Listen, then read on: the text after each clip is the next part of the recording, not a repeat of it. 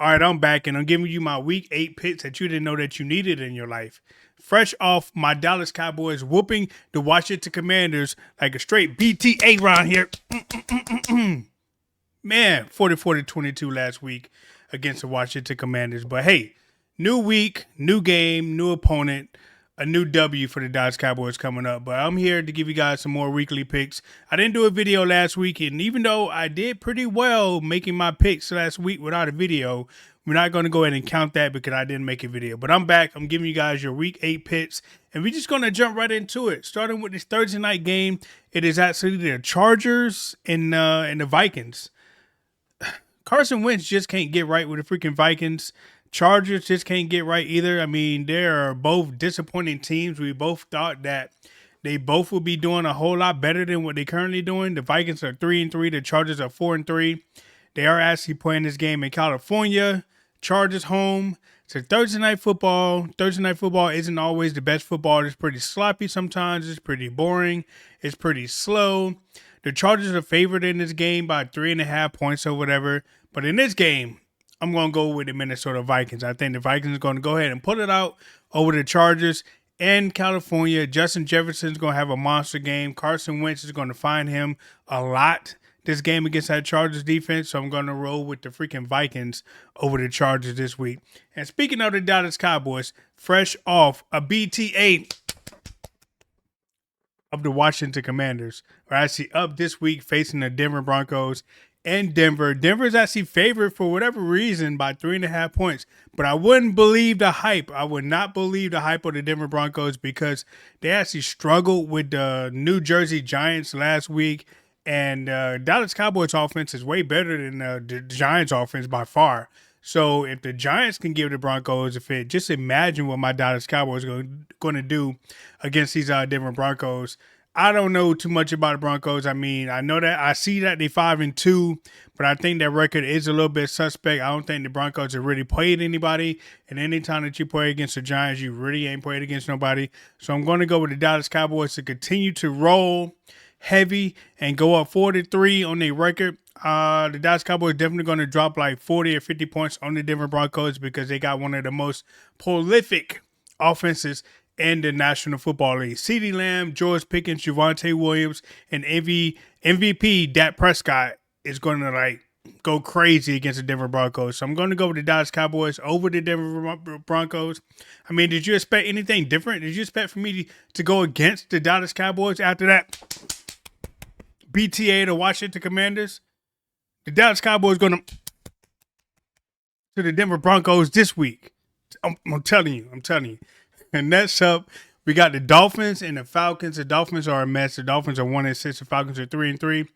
Somehow the Falcons could beat the good teams, but they can't beat the bad teams. But however, I'm going to roll with the Falcons because the Miami Dolphins are just crazy. They have no identity. They don't know if they want to fire their coach. They don't know if they want to bench Tua Tagovailoa. I've been saying for weeks now that Tua Tagovailoa is the problem in Miami. He probably should be benched. I don't know who the second quarterback is for Miami, but they probably should consider whoever that is, okay? Please, go ahead and bench Tua. Try to save your season. You're playing against the Falcons. The Falcons are pretty decent. They playing in ATL.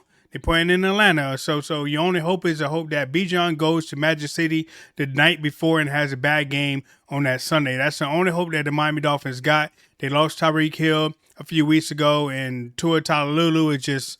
the man is overrated. Mike McDaniel might be getting fired after this particular game if they happen to lose. But hey, I'm going to roll with the Falcons against the Dolphins to win this game fairly easy in ATL. Like I said, Miami Dolphin fans, you better hope that Bijan goes to Magic City and go get those lemon pepper wings. Because why else would he go to Magic City, right? Like, there isn't no other thing, the reason why he would go to Magic City, right? Let's hope not. Anyways, next up, we got the Bengals and the Jets. The Jets still suck. Them boys are 0-7. Them boys are 0-7 with Aaron Glenn as a coach. Aaron Glenn might be on the hot seat, but then again, it is a New York Jets, and they kind of keep coaches around for a little bit. So I don't see Aaron Glenn going anywhere. I am going to actually take the Bengals over the Jets because the Jets... They're not going to have Justin Fields this particular week. I don't know who the backup is. Oh, Tyrod Taylor is actually the backup, which I think he's a little bit better than Justin Fields, to be honest with you. But hey, I'm gonna go with the Bengals. The Bengals made a crucial trade to save their season. They traded for Joe Flacco, and since Joe has got there, the Bengals have done nothing but win. They came back. They reckon now is 3-4. The Jets are 0-7. They're playing in Ohio, so I'm going to go with the Bengals to defeat the New Jersey Jets. Okay, then you got the Patriots and the Browns. The Browns are 2-5, right? They got one of the highest defensive ends in the game in Myles Garrett, who claimed he wanted to win the Super Bowl until the man wrote a paycheck, okay? So, hey, money talks, bullshit walks, and Myles Garrett is on the losing team, and he kind of likes it that way, okay? Patriots are 5-2. They defeated the Tennessee Titans last week, so the Patriots are doing pretty good with their new coach. Not what a lot of people had suspected coming out of the New England Patriots this year, considering that they kind of was almost in rebuild mode. But, hey, they're playing against the Browns. I'm going against the Patriots. I'm going to pick them over the Browns. The Browns are going to continue to slide because until they do right by Shador, the Cleveland Browns shall not prosper, okay? So here we go. Next up, we got the Eagles and the Giants. And last time this matchup happened, I saw a Giants victory over the Philadelphia Eagles, and that's exactly what happened. This time they playing in Philadelphia, and you know that they be cheating in Philly, right? They be cheating in Philly. So the Giants might not be as lucky this time around against the Philadelphia Eagles because they're playing in Philly.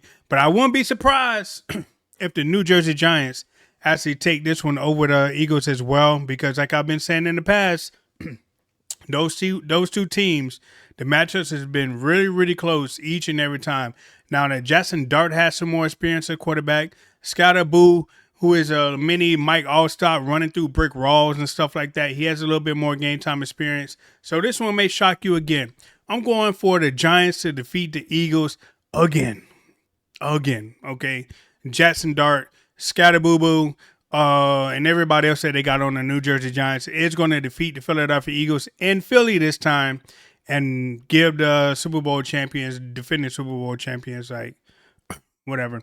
And they're going to go down, and they reckon going to be 5-3, and the Giants going to go 3-5. Next up, we got the Panthers and the Bills. The Panthers have been kind of on a roll as of late. I mean, they beat the Dallas Cowboys, and all of a sudden they are looking like an NFL team. But they're going against Buffalo Bills. The Buffalo Bills have not been right since Dallas Cowboys spanked them years ago in the Super Bowl, and they ain't been right ever since. However, I do believe that the Buffalo Bills get back on track. They're playing in Charlotte on the road. I do think they're going to get back on track and actually beat the Carolina Panthers and probably bring them back down to planet Earth, okay? Then we got the Ravens and the Bears. We won't spend too much time on this game, okay? The Ravens got Cooper Rush at quarterback, who is a Dallas Cowboy great. However, he is not going to be able to overcome the Chicago Bears and Baltimore because Cooper Rush is he don't look like the same quarterback that he was when he played for America's team, okay? So I don't know what Baltimore has done to him, but they have definitely ruined Cooper Rush.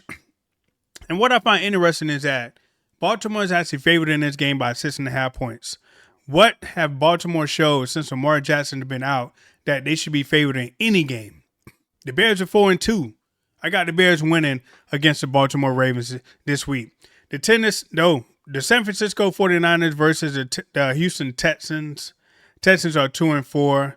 I try to tell everybody that the Texans are overrated, that C.J. Stroud was overrated, that DeMarco Ryan was overrated, that the entire city of Houston was overrated. Everything that starts with an H is overrated, okay? And I'm going to go with the 49ers to win this game easily over the Texans. The 49ers going to go 6-2. The Texans going to fall to 2-5. They playing at home in Texas, but hey, the best team in Texas is the Dallas Cowboys. So the Texans, there should not be any wins coming from you guys for a long time. You guys have been kind of struggling, but shout out to the 49ers with all the injuries that they've been having. They paid Brock Purdy, he got injured. They paid Brandon Ayuk, he got injured. And the 49ers have just lost Fred Warner as well for the season. So the 49ers have had the injury bug all year long, but they have finding ways to win. And that just disgusts me. So I'm not going to continue to give any praise to the San Francisco 49ers, okay? Even though it's been about 30 years since the San Francisco 49ers won the Super Bowl. They done went 3 times this decade, and they done lost not 1, not 2, not 3, but 3 times in the Super Bowl this decade, okay? And they ain't won one in like 30 years, okay? So Hey, I just want to bring that up real quick. Hey, don't hate me. Don't hate me, okay? Next up, we got the Buccaneers and the Saints. The Buccaneers is going to beat the New Orleans Saints and New Orleans. Normally, that game is played pretty closely for the most part, but the Buccaneers are miles ahead of the New Orleans Saints, and they're going to win that game. They're going to go up 6-2, even though the Buccaneers just lost Mike Evans last week after he came back and was on the way to having a monstrous game against the Detroit Lions, and he got injured.